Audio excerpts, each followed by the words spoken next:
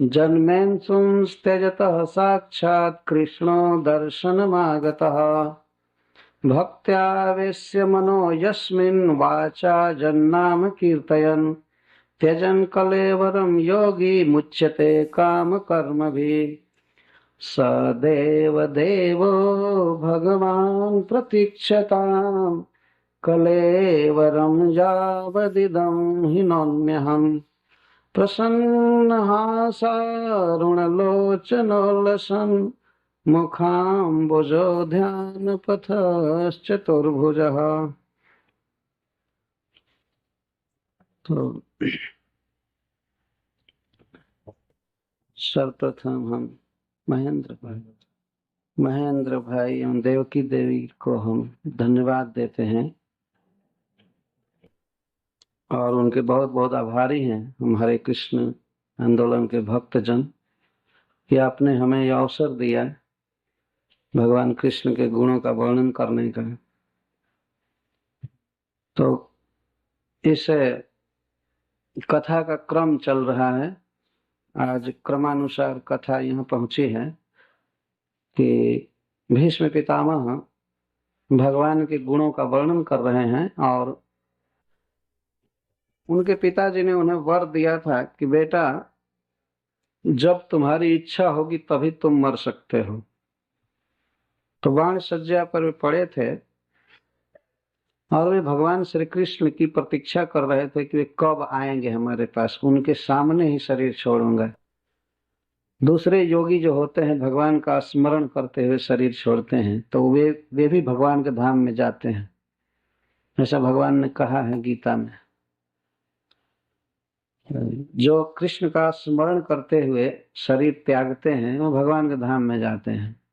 या केवल उनके नाम का उच्चारण करके शरीर त्यागें तो वो भी भगवान के धाम में जाते हैं। तो फिर साक्षात भगवान को देखते हुए यदि शरीर त्यागा जाए तब तो कहना ही क्या। तो भीष्म पितामह को इच्छा मृत्यु का वर प्राप्त था, इसीलिए वे चाहते थे कि भगवान श्री कृष्ण मेरे सामने रहें और उनको देखते हुए उनका गुणानुवाद करते हुए उनका स्मरण करते हुए मैं शरीर छोड़ूंगा। तो भगवान अपने भक्त की इच्छा पूरी की है और जब युधिष्ठिर महाराज के हृदय में शोक बढ़ा रहे थे अपने भक्त को दर्शन देने के लिए तो पहुंचे। तो आपने कल सुना था कि भगवान के कुछ गुणों का निरूपण भीष्म पितामह युधिष्ठिर महाराज से कर रहे थे कि हे राजन, जिनको आप अपने मामा का पुत्र मानते हैं, अपना प्रियतम मित्र मानते हैं, जिनको सौहार्द बस सारथी बनाए, दूत तक बनाए, तो इन सब कार्यों से इनका तेज घटता नहीं है, क्योंकि ये सबके आत्मा है, सबके हृदय में है, सबके प्रति सम दृष्टि रहती है भगवान की और उनमें अहंकार नहीं है। भगवान में अहंकार नहीं है। अहंकार का अर्थ होता है कि जो हम नहीं है उसमें हम की भावना करते हैं तो इसको अहंकार कहते हैं। जैसे हम देह नहीं है लेकिन देह को जब मानते हैं कि देह मैं हूं तो इसको अहंकार कहा जाता है। कार का अर्थ होता है आर्टिफिशियल निर्माण, बनाना, और अहम माने मैं। जब हम एक फॉल्स मैं बनाते हैं तो इसको अहंकार कहते हैं। तो देह में जब हम आते हैं तो देह को मैं मानते हैं और उस देह की स्थिति के अनुसार हम ऐसा मानते हैं हम अमेरिकन हैं, हम इंडियन हैं, हम ब्राह्मण हैं, हम क्षत्रिय हैं, काला है, हम गोरा हैं, इसको अहंकार कहते हैं। और इस अहंकार से जिनका संबंध रहता है उन वस्तुओं को हम मम कहते हैं। मेरा घर, मेरी पत्नी, मेरे बच्चे, मेरा यह, मेरा वह, ये सब ये सारा प्राकृतिक जगत अहम ममेती पर टिका हुआ है। प्रत्येक व्यक्ति के अपने व्यक्तिगत कार्ड हैं, कारें हैं, सब कुछ है, मम है या हम है इसी पर चल ही रहा है वास्तव में। लेकिन भगवान अहम का निर्माण नहीं करते हैं, वो हैं बस। वो किसी फाल्स वस्तु में ये नहीं सोचते हैं कि मैं हूं। उनके देह में देह देही का भेद नहीं और वे अद्वय हैं। अद्वय का अर्थ है कि उन्हीं की शक्ति सब जगह फैली हुई है, इसलिए वो कोई भी कार्य करें तो उससे वो ऊंचा नहीं होते हैं ऊंचा कर्म करने से, और छोटा कर्म करते हुए देखे जाएं तो वो छोटे नहीं हो जाते हैं। ऐसा सम होते हुए भी भीष्म पितामह कहते हैं, तथापि एकांत भक्तेषु पश्य भूपानुकंपितम।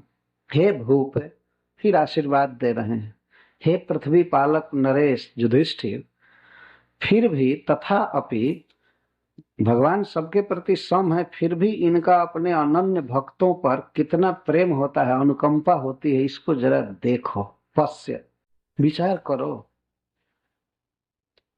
मैं बुलाया नहीं, मुझे सामर्थ्य नहीं थी उठकर इनके पास जाने की, मैं इस युद्ध प्रांगण में सरसज्जा पर पड़ा हुआ हूं।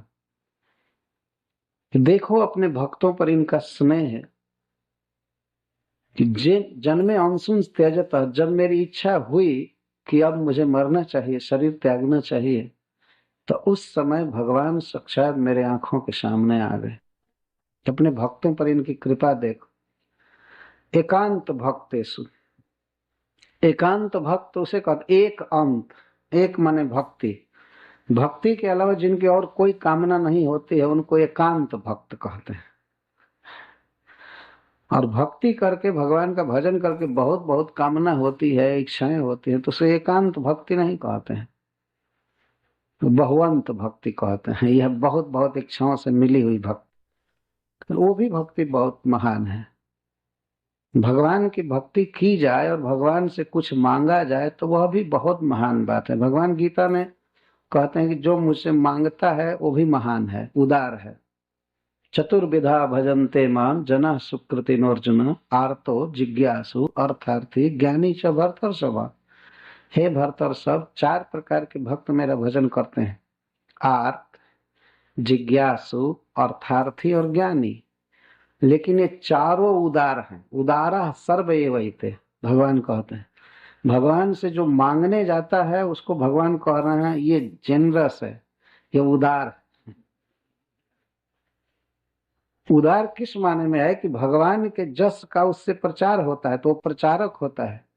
मांगता है और भगवान देते हैं तो भगवान की दयालुता का प्रचार दुनिया में होता है। तो इसलिए भगवान कह रहे हैं उदार है।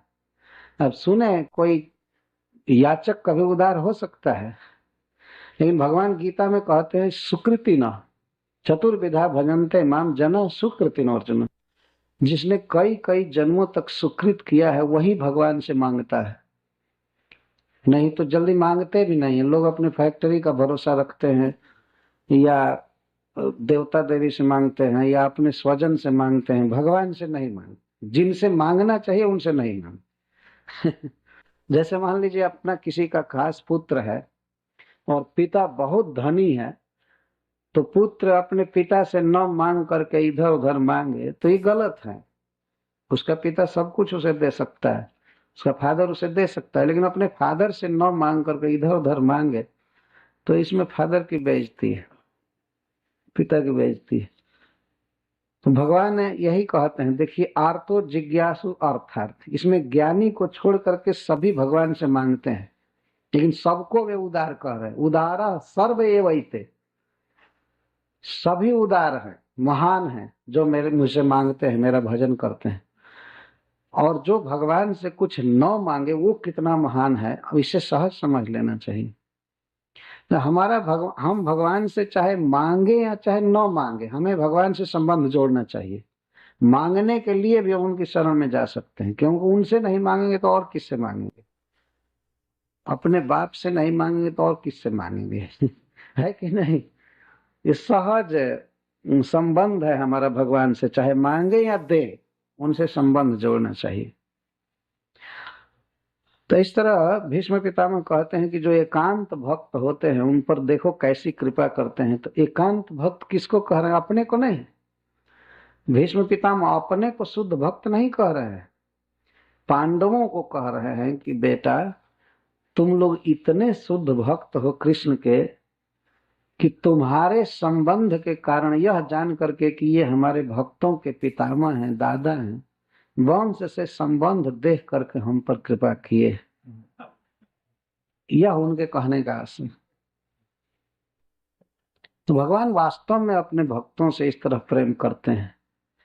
भीष्म पितामह को बहुत मन में ग्लानि है कि मैं इन भक्तों के विरुद्ध लड़ा हूं इस युद्ध में। दुर्योधन के पक्ष से लड़ा। दुर्योधन जीवन भर पांडवों को दुख दिया था, लेकिन फिर भी भगवान ये नहीं देखते हुए देख रहे थे कि युधिष्ठिर के दादा है बस। यद्यपि यह बात तो है ही, लेकिन वास्तव में भीष्म पितामह एक पूर्ण भक्त थे, शुद्ध भक्त थे। उनकी भक्ति से प्रसन्न होकर भगवान उनके पास आए हैं। लेकिन भक्त में सहज दीनता होती है, दैन्य होता है। वो कहते हैं हम में भक्ति नहीं है, लेकिन मैं भक्तों के वंश का हूँ, पूर्वज हूँ, इसलिए भगवान कृपा किए। संबंध देख कर ये लोक में भी हम लोग देखते हैं। तो तुम्हारे वंश में पहले हुआ था, तुम्हारा पूर्वज हूँ, तुम्हारा दादा हूँ, इसलिए तुम भक्तों से संबंध देखकर कृष्ण मेरे पास आए हैं। ये अर्जुन की भक्ति के कारण आए हैं, युधिष्ठिर भीम की भक्ति के कारण आए हैं। मुझमें भक्ति नहीं है। देखो, और उस समय जब मैं शरीर छोड़ना चाहता था, उनकी प्रतीक्षा कर रहे थे कि आएंगे तो छोड़ेंगे, तो देखो ये आ गए। मनसुन त्यजता। खास करके कोई अपना व्यक्ति या महान व्यक्ति विदा के समय आता है तो उस समय बहुत कृतज्ञता उत्पन्न होती है। यह संसार की रीत है कि विदा के समय सभी कंठ लगाते हैं। जब लड़की अपने घर से विदा होने लगती है, पति के यहाँ जाती है, तो प्राय सभी लोग उसे आशीर्वाद देते हैं। स्त्रियां कंठ से लगाती हैं, गला से लगाती हैं, विदा करती हैं। इस जगत से जाते समय यदि भगवान किसी को कंठ से लगाए, आ जाए साथ में, तो उसकी कितनी अच्छी सदगति होगी, ये सहज समझा जा सकता है। तो इस जगत से जब शरीर जीव छोड़ता है तो एक विशेष चेतना में शरीर छोड़ने पर उसकी विशेष गति होती है। आगे की गति मेंटल कंडीशन पर निर्भर करती है। हमारी मानसिक दशा किस तरह की है, उसी पर भविष्य की गति निश्चित होती है। भगवान ने कहा है, जम जम वापि स्मरण भावम त्यजन तंते कलेवरम तम तमय वैति कौन्तेय सदा तद्भाव भाविता। तो कोई ऐसा कह सकता है कि ठीक है, अंत में भगवान का हम स्मरण कर लेंगे। तो भगवान कहते हैं नहीं, सदा तद्भाव भाविता। मनुष्य जिन विचारों में जीवन भर रहता है, वही विचार जीवन के अंत में आते हैं। इसलिए सदा तद्भाव भाविता, सदा कृष्ण भावना भावित रहना चाहिए, भगवान बता रहे हैं। तो भीष्म पितामह की यह उक्ति दीनता से भरी हुई है, और फिर कह रहे हैं कि भक्त्यावेश मनोजस्मिन वाचा जन्नाम कीर्तयन् तेजन कलेवरम जोगी मुच्यते काम कर्म भी। श्रद्धा से, भक्ति से कोई व्यक्ति यदि भगवान के नाम का उच्चारण करता है, मन को आविष्ट करता है, नाम का उच्चारण करे या मन को आविष्ट कर दे केवल भगवान के रूप आदि में, और इस दशा में यदि वह शरीर छोड़े तो मुच्यते काम कर्म भी, वह कर्म बंधनों से मुक्त हो जाता। ये सिद्धांत बता रहे हैं। तो जिनके नाम उच्चारण की इतनी महिमा है, जिनके केवल स्मरण की इतनी महिमा है, वे भगवान मेरे सामने खड़े रहे, ऐसा वे कहते हैं। वे खड़े रहे, जिनका नाम उच्चारण करके, जिनका स्मरण करके योगी मुच्यते काम कर्म भी, कामनाओं से किए गए कर्म बंधनों से, फलों से मुक्त हो जाते हैं। जो ये भगवान के नाम कीर्तन की महिमा है। हम लोगों को भी इसका जीवन में अभ्यास डालना चाहिए। वास्तव में ये सबसे प्रबल साधन है। और कुछ हो या न हो, लेकिन भगवान का नाम आता रहे। हरे कृष्ण कृष्ण कृष्ण हरे हरे, हरे राम राम राम हरे हरे। तुलसीदास जी रामचरितमानस में लिखे हैं कि यह राम नाम जो है, ये भगवान नरसिंह देव के समान है, और जप करने वाला व्यक्ति प्रहलाद महाराज के समान है, और यह कलयुग हिरण्यकश्यप है। तो राम नाम नरकेसरी, जापक जन प्रहलाद, कलिकाल को कुछ ऐसे करे, कलिकाल हिरण्यकश्यप है, इसे दलिपाल ही सुरसा। तो जैसे हिरण्यकश्यप की छाती को भगवान ने फाड़ दिया, वैसे ही अब भगवान का नाम कलजुग की छाती फाड़ देगा, हमारा कुछ नहीं बिगाड़ पाएगा यदि हम जप करते हैं तो। जापक, जप करना चाहिए, जी से बोलना चाहिए, इतना प्रबल साधन है और मन इस तरह से आविष्ट होता है भगवान। तो भीष्म पितामह कहते हैं कि जिनके नाम की ऐसी अद्भुत महिमा है, जिनके स्मरण की ऐसी महिमा है, स देव देवो भगवान प्रतीक्षता, देवताओं के भी देवता, ब्रह्मा आदि देवताओं के भी पूज्य वे भगवान प्रतीक्षता, प्रतीक्षा करें मतलब यहीं रुके रहें। कब तक? अब इनको शरीर त्यागने की इच्छा हो गई तत्काल, अभी युधिष्ठिर महाराज को उपदेश नहीं दिए थे,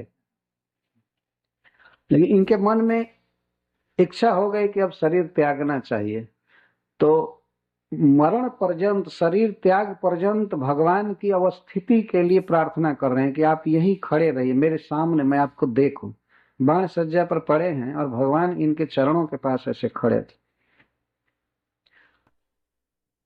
तो कहते हैं स देव देवो भगवान प्रतीक्षता, मैं प्रतीक्षा नहीं करूंगा, आप प्रतीक्षा कीजिए कि ये कब तक शरीर त्याग रहा है। ऐसा नहीं था कि नहीं नहीं जल्दी त्यागो, हमारी प्रतीक्षा तुम करो न। जहाँ भक्त में और भगवान में हट होता है तो भक्त जीतते हैं। भीष्म पितामह की प्रतिज्ञा को तो भगवान रखने के लिए अपनी प्रतिज्ञा छोड़ चुके थे पहले। महाभारत कितना सुंदर शब्द है, भगवान पर अपना अधिकार समझते हुए बोल रहे हैं प्रेम से। जब इतनी कृपा करके आप आए हैं तो मैं बहुत शांति के साथ, सुख के साथ आपका नाम उच्चारण करते हुए, आपकी लीला गाते हुए, आपको आंख से साक्षात देखते हुए, जब तक मैं शरीर न त्याग दूं तब तक आप यहीं रहिए, खड़े रहिए।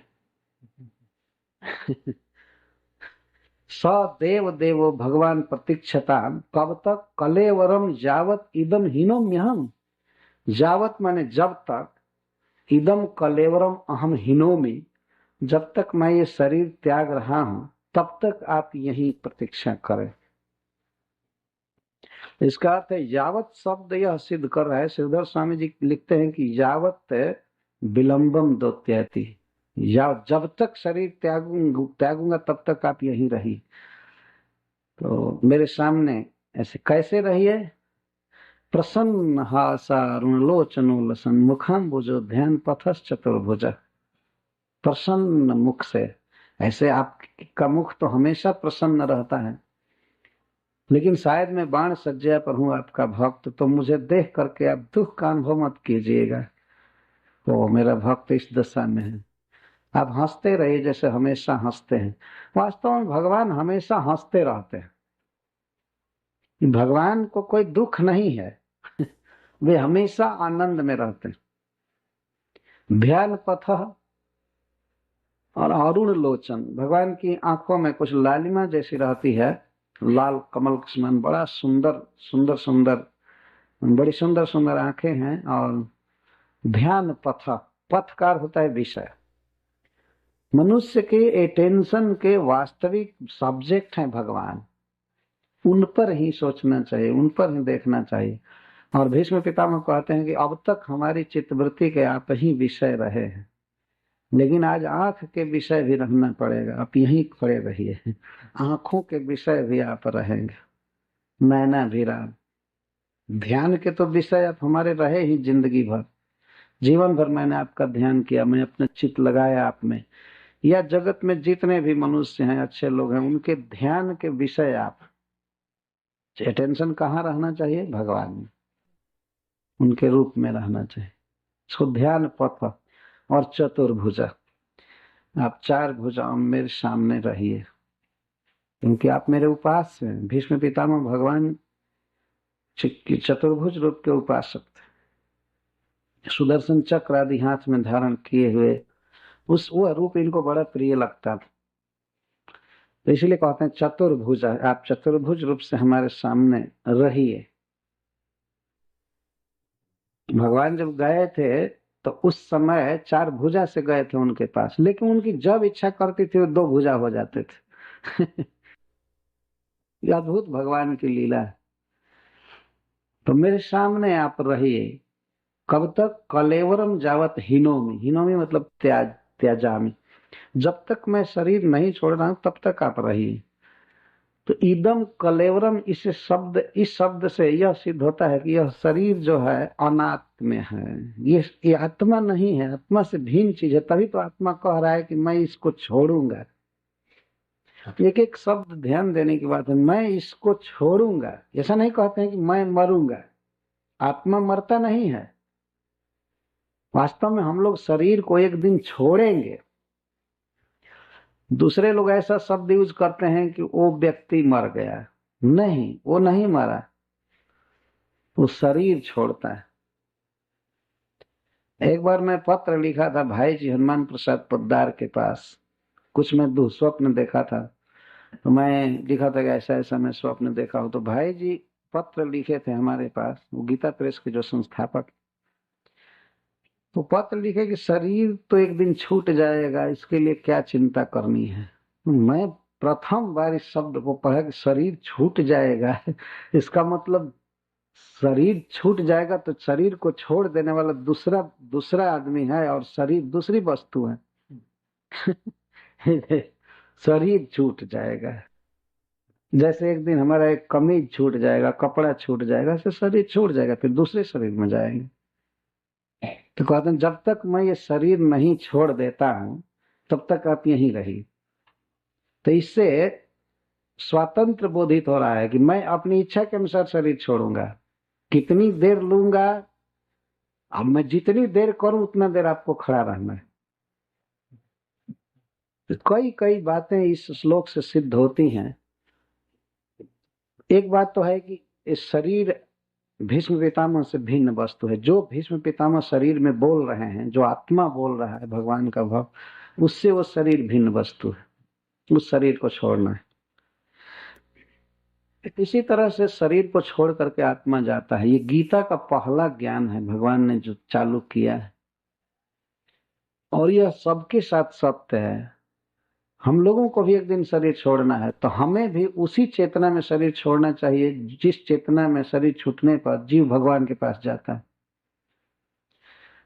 ऐसा नहीं कि कहीं भी गिरे मर गए कुछ भी सोचते हुए। अब बीमार पड़े हैं और हम यदि अपने घर की बात सोचते रहें या ये सोचे वो सोचे, तो मरने के बाद इसी हॉस्टल में कहीं गली में कुछ हो जाएंगे। आदमी इतना संतुष्ट रहता है अपनी वर्तमान स्थिति से कि वो भविष्य के उज्जवल जीवन की भी कामना नहीं करता है। आज किसी को ये कहा जाए कि तुम ये काम करो, तुमको बहुत धन मिल जाएगा, बहुत बड़ी नौकरी मिल जाएगी, तो आदमी वो काम करेगा। लेकिन कहा जाए कि तुम ऐसे काम करो तुमको वैकुंठ मिलेगा, स्वर्ग मिलेगा, तो वो नहीं, उसके लिए वो काम नहीं कर सकता। आज के युग में ऐसा होगा, वर्तमान में वो काम करेगा। एक बार मैं अपनी बुआ के पास गया था, तो वो अपने बच्चों में बहुत आसक्त थी, अभी भी वो है। तो मैं उसको कहने लगा कि बुआ जी बच्चों में इतनी आसक्ति मत करो, कुछ कृष्ण का भजन कर लो, कुछ भगवान का भजन करो, सीताराम सीताराम करो, नहीं तो तुम मर जाओगी तो इसी घर में हो सकता है बिल्ली हो जाओगी, कुछ हो जाओगी। तो वो क्या कही, मुझे स्मरण है, वो कहती है अपनी भाषा में, हाँ मर जाऊंगी तो इस अगर बिल्ली हो जाऊंगी तब तो मेरा बड़ा भाग्य होगा, मैं अपने बच्चों को देखा करूंगी।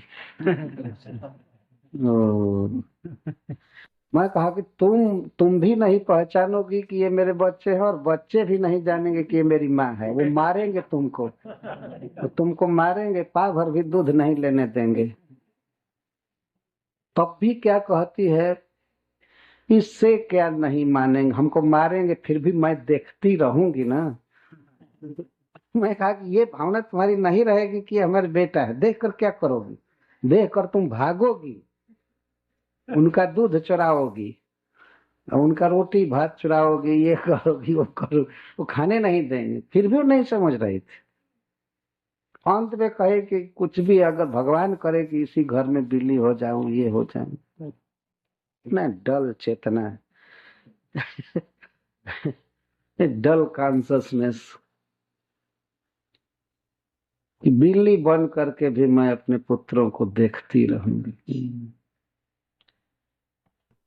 इतना वर्तमान जीवन में आदमी अटैच्ड है, पिछले जीवन से और आगे के जीवन से उसको कोई मतलब नहीं। मैं क्या था या आगे क्या होऊंगा, इस जीवन में आगे की चिंता है, अगले साल पिछले साल 10 बरस के बाद हमारा धन बचा रहे, हम सुख से रहे, इसकी चिंता है।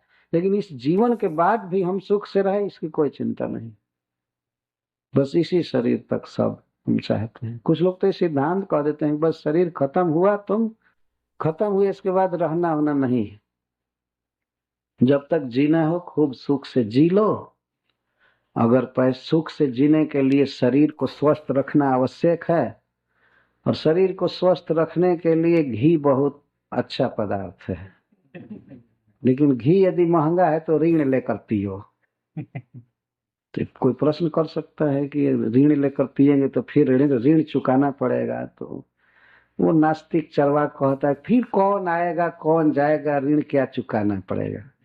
जावत जीवेत सुखम जीवेत ऋणम कृत्वा घृतम पिबेत भस्मीभूतस्य देहस्य पुनरागमनम कुतः। ये तो देह यही भस्म हो जाएगा, कौन ऋण चुकाएगा कौन आएगा। लेकिन जब यह भस्म ही हो जाएगा तो इसमें घी सुखाने की क्या जरूरत।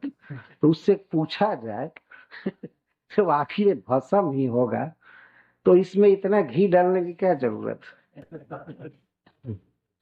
प्रभुपाद जी इस चार्वाक सिद्धांत पर एक बार बोल रहे थे तो किसी विदेशी भक्त ने कहा कि भारत के लोग भी इतना नास्तिक होते हैं, ऋषि होकर ऐसी बात कह रहा है। तो प्रभुपाद जी कहते हैं ये भारत का नास्तिक है, इसीलिए कम से कम घी पीने को कह रहा है, मांस मदिरा पीने को नहीं कह रहा है। वहां का नास्तिक भी घी पीने को कह रहा है। कहते थे वहां का नास्तिक तुम्हारे आस्तिक के बाप से भी अच्छा है, वो हमारा भारत वर्ष। तो इस प्रकार कुछ लोग ये सोचते हैं कि बस खाओ पियो मौज करो, इसके बाद जीवन नहीं है, ये नहीं है। लेकिन गीता में भगवान कहते हैं इसके बाद भी जीवन है। यहीं से वे चालू करते हैं, नत्वेवाहम जातुना सम न त्वम नेमे जनाधिपा न चैव न भविष्याम सर्वे वयमतः परम। अर्जुन ये मत सोचो कि मैं तुम यही राजा लोग पहले नहीं थे, और ये भी मत सोचो कि इस शरीर के बाद ये सब नहीं रहेंगे, सब रहेंगे लेकिन दूसरे शरीर में दूसरे देह में, मैं इसी रूप में रहूंगा। भगवान के ने आगे कहा लेकिन और सब शरीर बदल जाएगा लेकिन ये रहेंगे और पहले भी थे। ऐसा नहीं है कि बस सब समाप्त हो जाएंगे। यहाँ से चालू करते हैं भगवान गीता का ज्ञान। तो हम लोग रहेंगे। भीष्म पितामह कह रहे हैं मैं शरीर छोड़ूंगा, मैं छोड़ूंगा, अहम हिनोमि कह रहे हैं, अहम इदम कलेवरम हिनोमि, मैं इस शरीर को छोड़ूंगा। बोलने में भीष्म पितामह ऐसे कर रहे हैं, जब वो बोल रहे थे बाण से जब पढ़े थे तो इदम हिनोमि से अपने शरीर की तरफ संकेत कर रहे हैं, जब तक मैं इसको नहीं छोड़ देता हूं तब तक आप मेरे पास रहिए। इदम हिनोमि कैसे रहिए कि प्रसन्न हासारुणलोचनोल्लसन मुखम, प्रसन्न हास सुंदर मुस्कान और अरुण लोचन से उत्फुल्लित मुख से प्रसन्नता से मेरे सामने खड़े रहिए। जैसे पहले आप उन्मुक्त हंसते थे वैसे हंसते हुए। आप सबके ध्यान के विषय हैं, मेरे ध्यान के विषय हैं, और चार भुजा से खड़े रहे। अब भीष्म पितामह बिल्कुल तैयारी में हो गए शरीर छोड़ने के लिए। तब तक भगवान कृष्ण ने युधिष्ठिर महाराज को संकेत किया कि अब आप पूछिए नहीं तो शरीर त्यागने के लिए उद्यत। वे तो सर्व धर्मों को सीखने के लिए आए थे, पूछने के लिए आए थे। विश्व का सबसे बड़ा ज्ञानी अनुभवी व्यक्ति रियलाइज पर्सन अब जा रहा है, तो जाने से पहले उसके मुख से सुन लेना चाहिए। और यदि राजा सुनेगा तो राजा उस ज्ञान को सारे राज्य में लागू करेगा, सारे विश्व में। इसलिए राजा को सुनना बहुत आवश्यक था। तो भगवान ने संकेत किया कि आप जल्दी कीजिए, जल्दी कीजिए, पूछिए पूछिए प्रश्न। महाभारत में कथा है कि युधिष्ठिर महाराज आकर चरण के पास रोने लगे कि दादाजी अभी आप रुकिए, मैं आपके चरण में आया हूं, आपसे कुछ पूछना चाहता हूं। तो जब महाराज युधिष्ठिर कुछ पूछे, भगवान कृष्ण कहते हैं कि आपसे कुछ पूछना चाहते हैं, तो भीष्म पितामह कहे कि मेरे शरीर में बहुत दर्द है, मेरे रग रग में बाण धंसे हुए, बाणों पर सोए हुए, मुझमें बोलने की शक्ति नहीं है केशव। तो महाभारत की कथा के अनुसार लिखा गया है कि भगवान अपने हाथ से उनके सारे शरीर को ऐसे छुए और सारा दर्द समाप्त हो गया, बिल्कुल ठीक हो गया, स्वास्थ्य। और श्रीमद् भागवत में कहा गया है कि भगवान की दृष्टि पड़ते ही उनकी व्यथा सारी दूर हो गई, केवल आंखों से। तदीक्षय वासु गता गतायुध व्यथा, तद इच्छया एवं गता आयुध व्यथा। आयुध जो धसे थे, एक जगह सुई चुभ जाए तो आदमी कोई काम नहीं कर सकता है, और जिसके नख से सीख तक बाण धसे हुए हैं, कितनी वेदना होती होगी। ऐसे ऐसे पुरुष हुए जो बाणों पर सो करके और सारे वेद का प्रवचन किए। तो भगवान की दृष्टि से और उनके हाथों के सहलाने से सारा दर्द उनका समाप्त हो गया। कोई ऐसा डॉक्टर इस दुनिया में नहीं है केवल आंख से देख दे और रोगी बस ठीक हो जाए। कि है कोई ऐसा डॉक्टर? कोई वैद्य, कोई डॉक्टर ऐसा नहीं है जिसके अस्पताल में आदमी जाए और बस दृष्टि से देख करके ठीक कर दे, तो उसकी फीस और हाई हो जाएगी।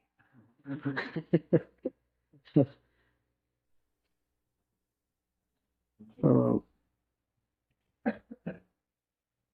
जब भगवान ने कहा युधिष्ठिर महाराज से, तब युधिष्ठिर महाराज जब पूछना चालू किए, व्यग्र होकर रोने लगे चरण में आकर।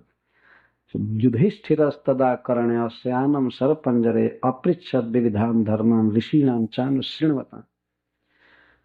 तो युधिष्ठिर महाराज ने देखा कि हमारे पितामह शरीर त्यागने के लिए उद्यत हैं, बाण सज्जा पर सोए हैं, तो उनकी करुण पुकार, करुण बात सुन करके मैं शरीर छोड़ूंगा। युधिष्ठिर महाराज व्यग्र हो गए और पूछने लगे, अपृच्छद विविधान धर्मान, विविध धर्म पूछे। विविध धर्म मतलब मनुष्यों के भिन्न भिन्न समय में, अवस्था में, आयु के अनुसार, सामाजिक के स्टेटस के अनुसार क्या कर्तव्य होते हैं मनुष्यों को, सब पूछने लगे। इसको विविध धर्म कहते हैं। विविधान धर्म, विविध धर्म का मतलब यहाँ ये मुस्लिम धर्म, क्रिश्चियन धर्म, हिंदू धर्म ये सब नहीं है। विविध धर्म का अर्थ है मनुष्य की विविध अवस्थाओं में जो मनुष्य का सहज कर्तव्य होता है उसको पूछे विविधान धर्म ऋषिणाम च अनुशृण्वता। ऋषि लोग सुन रहे थे, अनुशृण्वता समस्त ऋषि लोग इनके प्रश्न को सुन रहे थे और उत्तर सुनने के लिए तो आए थे, सुनना चालू की। तो क्या क्या बोलने लगे, ये बोल रहे हैं राज धर्मान, दान धर्मान। राजधर्म, राजधर्म का अर्थ होता है राजा का कर्तव्य। इस संसार में वास्तव में कर्तव्य जानना तो सबके लिए आवश्यक है, लेकिन राजा को बहुत जरूरी है कि वो अपना कर्तव्य समझे कि उसका क्या काम है। प्रजा न भी जाने तो राजा यदि जानेगा कर्तव्य तो प्रजा को लगा देगा धर्म में। जैसे मान लीजिए रेलवे में या बस में आप जा रहे हैं, तो सवार व्यक्ति भले लापरवाही करे या रेल में सोया हो या खा रहा हो, ताश खेल रहा हो, कुछ भी करे, लेकिन ड्राइवर यदि वैसी लापरवाही कर दे तो सबकी जिंदगी समाप्त हो जाएगी। तो हम तो इंडिया में देखते हैं सब लोग बर्थ कराते हैं सोने के लिए, तो सोए रहते हैं। तो चाहे कोई सोए या बीच में झगड़ा करे या रोए, कुछ भी करे, रेल जाती रहती है क्योंकि ड्राइवर सावधान है। तो सवार कुछ भी कर सकते हैं, वो खाएं चाहे सोए, बल्कि सोने के लिए बर्थ कराते हैं वो। सब हजारों लोग सोए जा रहे हैं, लेकिन ड्राइवर भी यदि सो जाए तब तो फिर इनकी नींद कभी नहीं खुलेगी, सभी चीर समाधि में हो जाएंगे। कहीं भी किसी रेल से टक्कर हो सकता है, कुछ भी हो सकता है। तो राजा को अपने कर्तव्य को जानना चाहिए, वो मुख्य है। राज धर्मान, दान धर्मान, और क्या है उसमें? स्त्री धर्मान, भगवत धर्मान, मोक्ष धर्मान, राज धर्मान, दान धर्मान, मोक्ष धर्मान विभाग से स्त्री धर्मान, भगवत धर्मान, समास व्यास योगतः। सबसे पहले राज धर्म का निरूपण किया गया, क्योंकि राजा युधिष्ठिर को अपना कर्तव्य जानना था। क्या कर्तव्य? जब राजा का पूरे देश से, पूरे विश्व से संबंध होता है, इसलिए उसके कई कर्तव्य होते हैं। मंत्रियों कैसा चुने, सब महाभारत में लिखा गया है कि मंत्री इस गुण वाला होना चाहिए, ऐसा होना चाहिए। सेनापति कैसा होना चाहिए, अमात्य आदि कैसे होने चाहिए। अच्छा, अपने पुत्रों के साथ राजा का क्या व्यवहार होना चाहिए, अपनी पत्नी के साथ क्या व्यवहार होना चाहिए, जनता कई ग्रेड की होती है, किसके साथ क्या व्यवहार होना चाहिए, किला उसे किस तरह बनाना चाहिए, सेना कैसे रखनी चाहिए, किस शत्रु को क्षमा नहीं करना चाहिए, उस पर जरूर चढ़ाई कर देनी चाहिए, किस शत्रु को जीतना नहीं चाहिए। कुछ ऐसे बहुत से राजधर्मों का निरूपण होता है। और आजकल का जो राजधर्म है बिल्कुल कंडम है। आजकल जो कुछ भी पार्लियामेंट में होता है पूरी जनता को दिखाते हैं, जबकि गुप्त मंत्रणा करनी चाहिए। राजा का कर्तव्य है कि जो कुछ निर्णय करे वो गुप्त निर्णय करे, सब लोग न जाने। लेकिन हम देखे कि इंडिया में पार्लियामेंट में जो बहस होती है उसको जनता टीवी पर देख रही है। तो जो तुम नियम बनाओगे उस नियम को काउंटर करने के लिए पहले ही कोई न कोई गढ़ लेंगे नियम कि अब ये नियम बनने वाला है तो चलो ये करें। और हमारे देश का एक बहुत बड़ा दुर्भाग्य है कि वहां लोग नियम पालन करना चाहते नहीं है। नियम कैसे नहीं पालन कर पाएंगे इसमें वो बड़े दक्ष हैं। कहीं भी, चाहे रोड का नियम हो चाहे रोड का नियम हो या राजा का नियम हो, कुछ भी हो, सब बस नियम को कैसे तोड़ देंगे इसमें वो बहुत एक्सपर्ट। यहाँ मैं एक बात देखा, यहाँ भी वो चीज है लेकिन बहुत कम है। यहाँ लोग नियम पालन कर रहे हैं। कुछ बाह्य दृष्टि से मैं देखा हूँ, जो कह रहा हूँ, हो सकता है कि यहाँ भी बिहड़ नियम तोड़ने वाले होंगे लेकिन फिर भी यहाँ ज्यादा नियम पालक। वो नियम जो है वो ईश्वर के बनाए हुए नहीं हैं, लेकिन जो भी अपने नियम बनाए हैं वो तोड़ते नहीं हैं। जैसे चोर लोग नियम बनाते हैं, रात में बोलना नहीं है, कोई बोलेगा नहीं, शोर गुल नहीं करेगा, चुपचाप जाएगा, ऐसे चोरी करेगा, तो वो वास्तव में नियम पालन करते हैं, कोई नहीं बोलता है। तो इन लोगों का नियम ऐसा ही है, धर्म से कोई मतलब नहीं है लेकिन अपने नियम में बिल्कुल सजग है, नियम पालन कर रहे हैं। मैं जो भारतवर्ष से तुलना किया तो मेरा यह अभिप्राय नहीं था कि ये बहुत अच्छे नियम हैं और ये पालन कर रहे हैं। जो कुछ भी हो अपने कंडम नियमों को भी पालते हैं, जो कुछ भी हो। तो नियम जानना चाहिए। तो राजधर्मान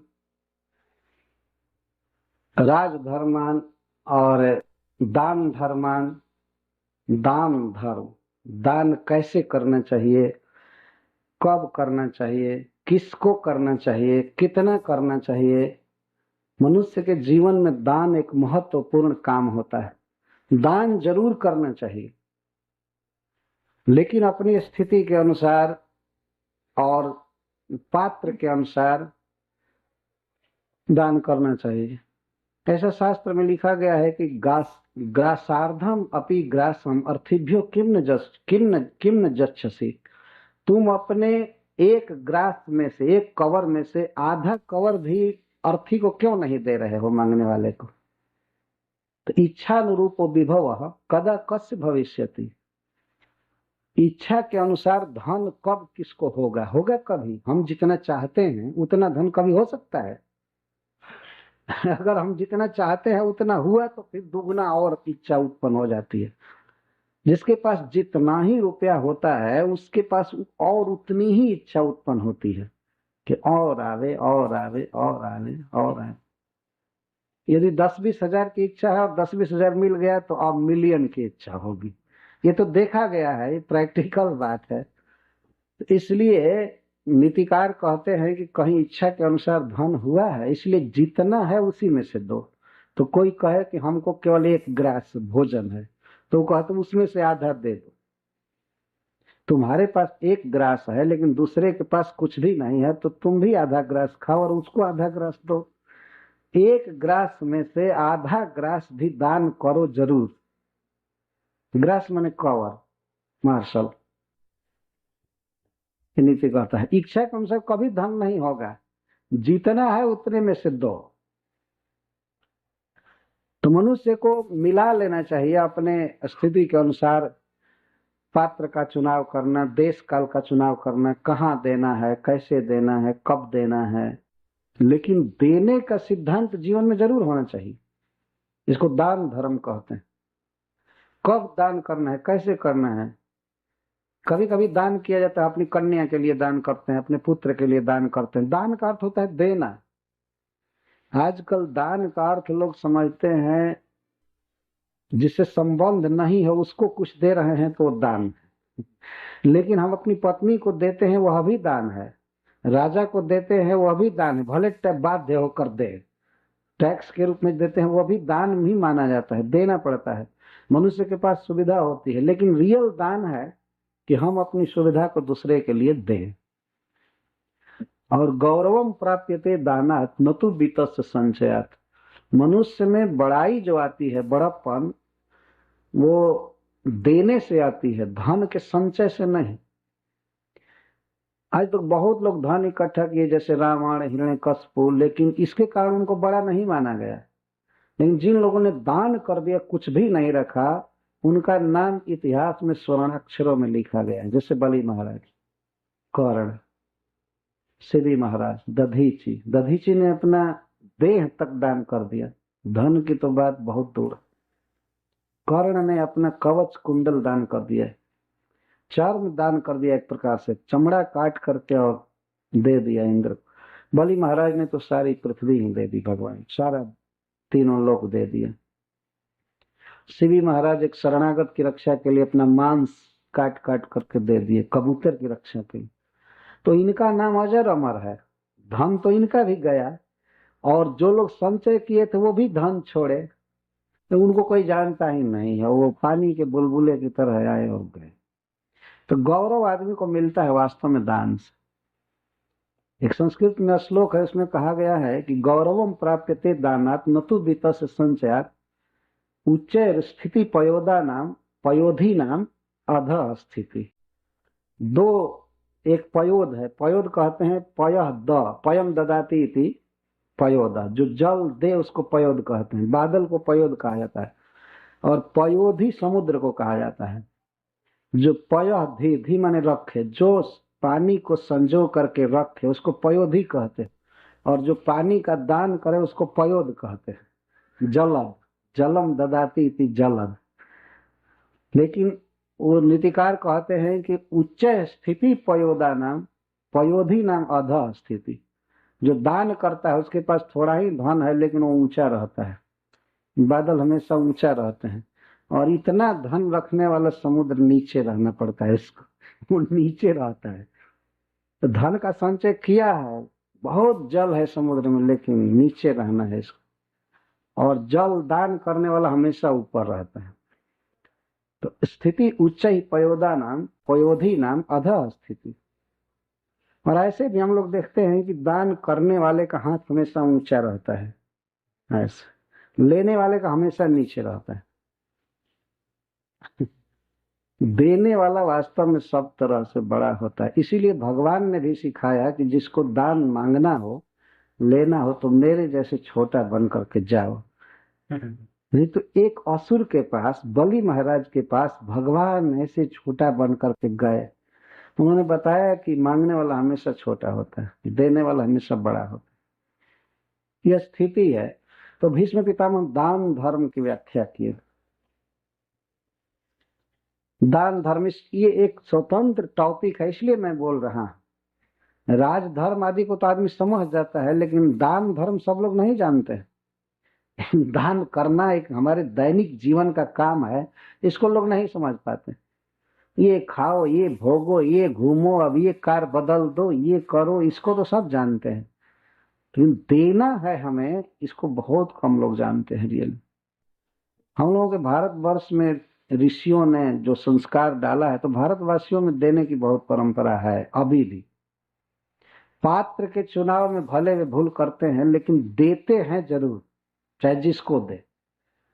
लेकिन पात्र भी चुनना चाहिए कि किसको दे। देने की तो आदत है, इसलिए चलो श्रद्धा रहती है, किसी को भी देते हैं। हम लोग जानते हैं पूरे संसार में जो प्रचार होता है, तो इसमें खास करके हमारे संस्था का जो प्रचार है, इसमें वास्तव में ये भारतीयों का सहयोग है। चाहे वो विदेश में रहते हो, चाहे देश में रहते हो, वो देते हैं। और इस संस्था का बहुत भारी कार्य वे लोग कर रहे हैं। वास्तव में उनके डोनेशन पर ही मंदिर चल रहे हैं प्रैक्टिकली, मैं तो देख रहा हूँ घूम घूम करके। तो ये संस्कार है।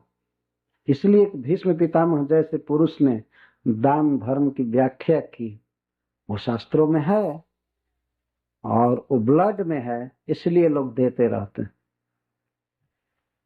अगर हम नहीं देंगे तो धन की क्या गति हो? धन की 3 गति होती है, दान, भोग और विनाश। तो दान और भोग में धन को खर्च करना चाहिए। ऐसा नहीं कि वो पड़ा रहे और विनष्ट हो जाए, या सरकार ले ले, कुछ इधर उधर चला जाए, ये हो जाए। एक श्लोक में कहा गया है कि न ददाती न भुंक्ते, जो व्यक्ति न दान करता है न भोगता है धन को, तो न नैव तस्य तद्द्रव्यम, जिस द्रव्य को, धन को दान नहीं कर देता है, भोगता नहीं है, तो वह द्रव्य, वह धन उस व्यक्ति का नहीं है। वो कैसा है कि तृणमय कृत्रिम पुरुषो रक्षति सस्यम परस्यार्थे। जो तृणमय पुरुष होता है वो सत्य की रक्षा दूसरे के लिए करता है।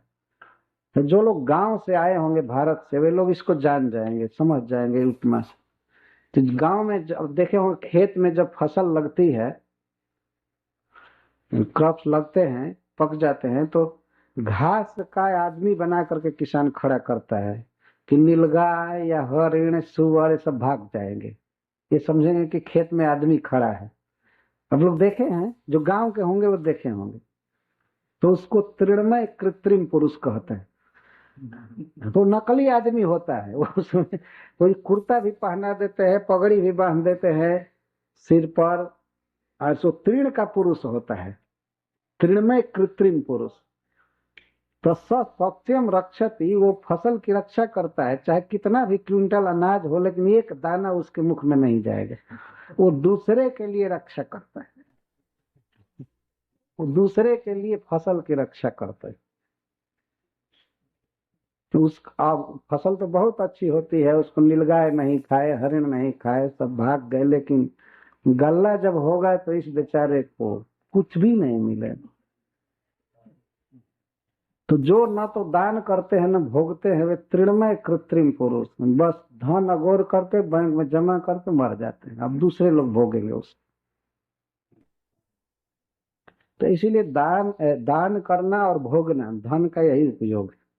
और भोगने की एक सीमा होती है। भोगने का मतलब घर बनाना, विवाह शादी करना, बच्चों की, लड़की की, और सब, मतलब संसार हमारा ठीक से रहे एक स्टैंडर्ड के अनुसार। ऐसा नहीं कि बच्चे भी दुख भोगे, स्त्री भी दुख भोगे, अपना शरीर भी कष्ट भोग रहा है, फिर भी सारा धन संचित। तब तो तृणमय कृत्रिम पुरुष की तरह उसे धन छोड़ देना पड़ेगा, दूसरे लोग उसको भोगेंगे। अब ये दान धर्म आ गया, इसलिए मैं यहाँ व्याख्या करने लगा। दान मोक्ष धर्मान विभाग सब अलग अलग वर्णन किए। मोक्ष धर्म, अच्छा खाना कमाना तो है ही, राजधर्म ठीक से कैसे हम मुक्त होंगे संसार बंधन से, इसके लिए भी कुछ हमारे कर्तव्य होते हैं, उसको मोक्ष धर्म कहते हैं। मनुष्य को इसी जीवन में मुक्त होने के लिए भी काम करना चाहिए। अच्छा स्त्री धर्मान, अच्छा पुरुषों के अलावा स्त्रियों का स्वतंत्र धर्म उन्होंने वर्णन किया कि स्त्रियों का क्या कर्तव्य होता है, कि संसार में पूरी जनसंख्या में आधी तो स्त्रियां हैं, तो इसलिए उनका कर्तव्य भी तो बताना आवश्यक है। पुरुषों के लिए तो बता रहे हैं। स्त्री धर्मान, स्त्री का कर्तव्य, खास करके स्त्री का कर्तव्य अपने पति के प्रति। सवेरे से शाम तक वो क्या करे, पति की किस तरह सेवा करे, अपने बच्चे की पुत्र की कैसे सेवा करे, या और भी अपने देवर के साथ क्या व्यवहार करे, अपने जेठ के साथ क्या व्यवहार करे, सास ससुर की कैसे सेवा करे। स्त्री के कर्तव्य शास्त्रों में वर्णित, बहुत विस्तार से स्त्री धर्म का वर्णन हुआ है। ये दुख की बात है कि इन धर्मों की व्याख्या करने वाले लोग नहीं हैं और सुनने को नहीं मिल रहा है जनता को। हम कई बार वर्णन किए हैं थोड़ा थोड़ा स्त्री धर्म का, तो लोग कहते हैं हमसे कि स्वामी जी इन बातों को कोई बताता नहीं है, सुनने पर तो लगता है कि अरे हमको यही करना चाहिए। मैं नैरोबी में प्रवचन किया, सीता जी का उद्गार कुछ व्यक्त किया भगवान राम के प्रति, तो 6 स्त्रियां आकर हमसे कहीं कि हम आज से पति की रोज सेवा करेंगे, चरण दबाएंगे वहां। और 6 गुजरात की स्त्रियां हमारे पास आकर उन लोगों ने एक शपथ लिया, बिना मेरे कहे, पर्सनली मैं नहीं कहा था। कई प्रकार के धर्म, अब यहाँ ये समय नहीं है कि मैं इन धर्मों का वर्णन करूं, प्राय मैं करता रहता हूं, तो समय आने पर जब रामायण की कथा होगी तो इन सब धर्मों का वर्णन विस्तार से किया जाएगा। जैसे चैतन्य दास हमसे कहते रहते हैं कि आगे जब आवे तो रामायण की कथा होनी चाहिए, तो उसमें ये सब धर्म बड़े विस्तार से आएंगे। स्त्री का कर्तव्य, पति का कर्तव्य, हमारा जो कर्तव्य है उसे हमें जानना चाहिए ना। लेकिन हमको पता ही नहीं कि हमारी क्या ड्यूटी है, हमको अपनी ही ड्यूटी का पता नहीं। धर्म माने ड्यूटी, कर्तव्य। कब जगना चाहिए भी हम नहीं जानते। सोते हैं 12-1 बजे तक, उधर 10-11 बजे जगते हैं और बिना नहाए चल देते हैं ऑफिस। ये तो कोई धर्म नहीं है। तो स्त्री धर्म भगवत धर्म, भगवत धर्म का अर्थ है कि भगवान के प्रति हमारा क्या कर्तव्य है, इसको जानना जरूरी है। प्रत्येक व्यक्ति को, चाहे वो स्त्री हो चाहे पुरुष हो, सबका भगवान से संबंध है, तो उसको भगवत धर्म कहते हैं। भगवान के प्रति हमारा क्या कर्तव्य है, भगवान के प्रति हमारा यही कर्तव्य है कि हम उनकी भक्ति करें, उनको सरेंडर करें, श्रवणम कीर्तन करें, हरे कृष्णा कृष्ण कृष्ण कृष्ण हरे हरे, हरे राम राम राम। तो ये वर्णन किए, जथा वर्णन जथाश्रमान, जथा वर्णन जथाश्रमान, वर्ण के अनुसार मनुष्य का क्या कर्तव्य है। 4 वर्ण हैं, 4 आश्रम हैं। ये सब महाभारत में शांति पर्व में आप देखेंगे बहुत विस्तार से वर्णन है। सन्यासी का क्या कर्तव्य है, ब्रह्मचारी का, गृहस्थ का, वानप्रस्थी का, ब्राह्मण का, क्षत्रिय का, वैश्य का, शूद्र का क्या क्या कर्तव्य है, सब उन्होंने वर्णन किया। और इसके साथ ही साथ धर्म अर्थ काम मोक्ष का वर्णन किया, और कैसे ये प्राप्त होते हैं उपायों का भी वर्णन किया। अनेक आख्यानों में जो इतिहास कहा गया है उसका उन्होंने वर्णन किया। नानाख्यान इतिहासेषु वर्णयामास तत्त्ववित्। अच्छा, एक बात सुध गोस्वामी कह रहे हैं कि जब वर्णन कर रहे थे तो वैराग्य रागोपाधिभ्याम आमना तो भय लक्षणम की वर्णन किए।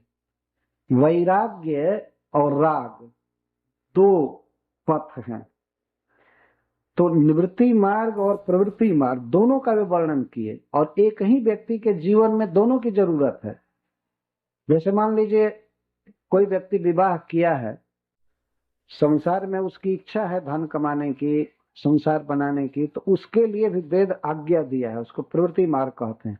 किस तरह वह विवाह करे, किस तरह कमाए, किस तरह घर का काम करे। और फिर वही शास्त्र निवृत्ति धर्म का भी वर्णन करता है कि कुछ खास एज होने पर, मतलब चौथापन आने पर वो किस तरह घर को त्यागे, ये दोनों वर्णन करता है।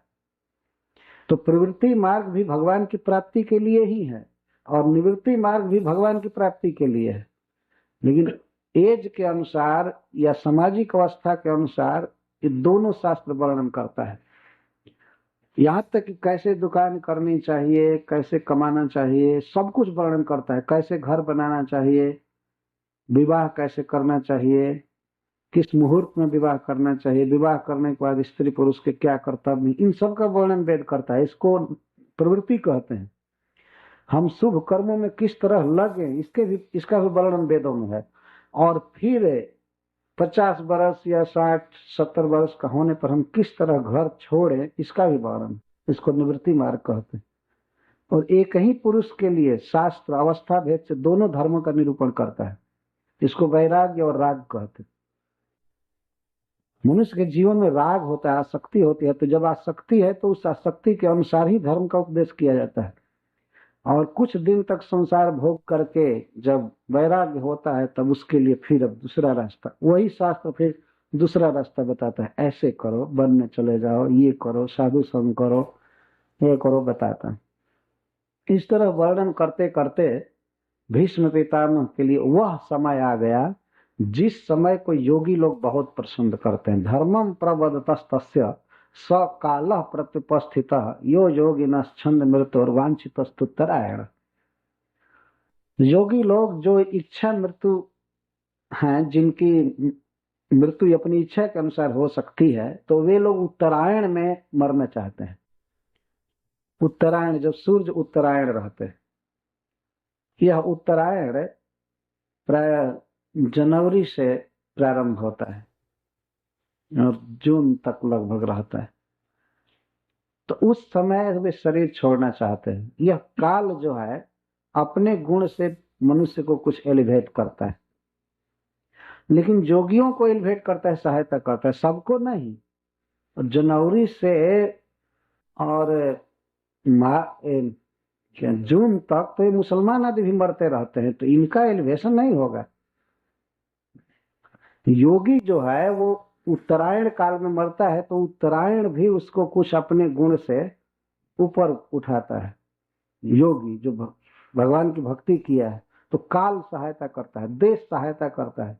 जैसे देश वृंदावन है, कि वृंदावन में शरीर छूटा तो वो स्थान अपने गुण से उसको शुभ जन्म देता है, या भगवान के धाम में भेजता है। वृंदावन धाम, वो देश कहते हैं उसको, वो देश अपने सद्गुण से उसको कुछ जोड़ता है। और काल इसी तरह का होता है। तो योगी लोग प्राय चाहते हैं कि हमारी मृत्यु उत्तरायण में हो और शुभ देश में हो, चाहे गंगा जी के तट पर हो, जमुना जी के तट पर हो, भगवान के धाम में हो, भक्तों के बीच में मेरी मृत्यु हो, वे रहें, उनका दर्शन करते हुए मैं मरूं, एक इच्छा होती है। तो भीष्म पितामह चाहते थे कि उत्तरायण में मेरी मृत्यु हो और भगवान रहें साथ में मेरे। और वैष्णव समुदाय, तो सारे विश्व के वैष्णव वहां जुटे थे, वैष्णव राजसभा थी वो जुटे हुए। तो अब वे तैयार हो गए। तदोपसंहृत गिरह सहस्राणी विमुक्त संगम मन आदि पुरुषे कृष्णे लसत पीत पटे चतुर्भुजे पुरस्थिते मिलिद्रिग व्यधारयत। तो अपनी फैली हुई वाणी को जो विविध धर्मों का वर्णन कर रहे थे समेट लिए। तो विविध धर्मों का वर्णन करने में इतिहास कहना पड़ता था, दृष्टांत कहना पड़ता था, तो इनकी वाणी बिखरी हुई थी और उसके अनुसार मन भी उन विषयों का चिंतन कर रहा था। जिस धर्म का वो वर्णन कर रहे थे तो उसमें मन भी जाता था, बिना मन के वर्णन कैसे होगा। और वाणी भी, तो वाणी को कंट्रोल कर लिए अब श्री कृष्ण का वर्णन करने के लिए, और अपने मन को भी विमुक्त संगम मन आदि पुरुष है, तो अपनी वाणी को भगवान में लगा दिया, भगवान का वर्णन करना चालू किए। और मन को भी, मन के लिए कहा गया है विमुक्त संगम मन आदि पुरुषे कृष्ण लसत पीत पटे पुरस्थित। कृष्ण में अपने मन को लगा दिए। कैसे मन को? विमुक्त संगम, संग माने आसक्ति। इनका मन संसार के किसी भोग में आसक्त नहीं था, मोक्ष में भी नहीं। जिसका मन और कहीं नहीं आसक्त है उसी का मन भगवान में लग सकता है। आसक्त मन तो भागता रहेगा, दूसरा दूसरा चिंतन करेगा। विमुक्त मतलब विशेषण मुक्त, पूरा पूरा मन मुक्त था। तो ऐसे मन को भगवान ने पूरा लगाए। कैसे भगवान में? कृष्ण में विमुक्त संग मन आदि पुरुष है, आदि पुरुष में कृष्ण में लसत पीत पटे पूरा स्थित चतुर्भुजे। ये भगवान की विशेषता बता रहे। कैसे कृष्ण में इनका मन लगा है? तो लसत पीत पटे, जिनके दोनों पीताम्बर बड़े सुंदर लग रहे थे, एक अधो वस्त्र धोती और ऊपर उत्तरीय भगवान डाले। तो उस समय हवा के थोड़े थोड़े झोंक से पीताम्बर फहरा रहे। कि पीताम्बर को युद्ध में फहराते हुए देखा था भीष्म पितामह ने, वो छवि इनके मन में बैठी रहती थी। तो उस समय भगवान का पीताम्बर लहरा रहा था और उसको देख डायरेक्ट अमिलित दृष्टि, अमिलित मतलब बंद करके नहीं, खोल करके आंखों से देख रहे थे। त्रय जोगी लोग आंखें बंद करके भगवान का ध्यान करते हैं हृदय में, लेकिन भीष्म पितामह आंखों को बिल्कुल खोल करके, मन भी लगा है, आंखें भी लगी। लसत पितपटे चतुर्भुजे पूरा स्थित है, पूरा स्थित है मतलब जो सामने ही खड़े, कोई दूर नहीं थे, सामने खड़े थे, हंस रहे थे, पीताम्बर लहरा रहा था। आदि पुरुष कृष्ण में अपने मन को व्यधारयत, विशेष रूप से अधारयत, पूरा पूरा रख दिए। विशुद्धया धारणया हता शुभ तदीक्षय वासु गता व्यथा। उनके आयुध की व्यथा तो भगवान के दृष्टिपात से ही चली गई थी। अब विशुद्ध धारणा होने से, भगवान के रूप में ही पूरा मन लगने से, आंख खोल करके इनके जीवन के जो भी अशुभ थे वो सब नष्ट हो गए। अशुभ क्या था कि जो दुर्योधन आदि का अन्न खाए थे और भक्तों से विरुद्ध लड़े थे, तो कुछ पाप इन पर लगा था, वो सारा नष्ट हो गया। भगवत प्राप्ति में प्रतिबंधक जो भी पाप थे सब नष्ट हो गए इनके। विशुद्धया धारणा, इसको विशुद्धा धारणा कहते हैं। मन जब भगवान के रूप का चिंतन करता है तो मनुष्य के का सारा पाप नष्ट हो जाते हैं। ये केवल वाणी पर भगवान का नाम भी आवे तो सारे पाप ध्वस्त हो जाते हैं। हरे कृष्णा कृष्णा कृष्णा हरे हरे, हरे राम राम। तो विशुद्धया धारणया हता शुभ तदीक्षय वास्तु गता युद्धव्यथ। अब इसके बाद ये भगवान निवृत्त सर्वेन्द्रिय वृत्ति विभ्रमस्तुष्टावजन्यम विसर्जन जनार्दन, और इनके इंद्रियों की जो बाह्य वर्तन था वो सब समाप्त हो गया। आंख दूसरी ओर नहीं देख रही थी, मन कुछ भी दूसरा नहीं सोच रहा था, कान में कुछ भी दूसरा सुनाई नहीं पड़ रहा था, सारी इंद्रियों की वृत्तियां भगवान में लग गई थी। और इस अवस्था में जन्यम विसर्जन, इस देह को छोड़ते हुए वे भगवान की स्तुति करना चालू किए। देह छोड़ना है, अब उसके पहले भगवान का वर्णन चालू कर रहे हैं। भीष्म पितामह का यह जो वर्णन है भगवान कृष्ण का, यह अद्भुत है। भगवत की स्तुतियों में इसका बहुत बड़ा स्थान है। कुंती की स्तुति के बाद अब भीष्म पितामह की स्तुति आएगी। बहुत सुंदर स्तुति है भीष्म पितामह। तो इसे हम लोग फिर कल सुनेंगे। कल एकादशी है, कल इंक्रीज्ड भजन करना चाहिए। कुछ ज्यादा भजन करना चाहिए एकादशी को। तो और भी अपने मित्रों को और सबको लाना चाहिए। सुनो, एकादशी हरिवासर माना जाता है, भगवान का दिन है। तो कल और परसों हम भीष्म पितामह की स्तुति कहेंगे। पुनः महेंद्र भाई को धन्यवाद उनके आयोजन के लिए, और आप सबको मैं धन्यवाद देता हूँ कि इतनी शांति से सुने। हरे कृष्ण। जाप लाए आज इनको। आपने प्रॉमिस किया था कल की लाऊंगा, तो आप वचन पूरा किए।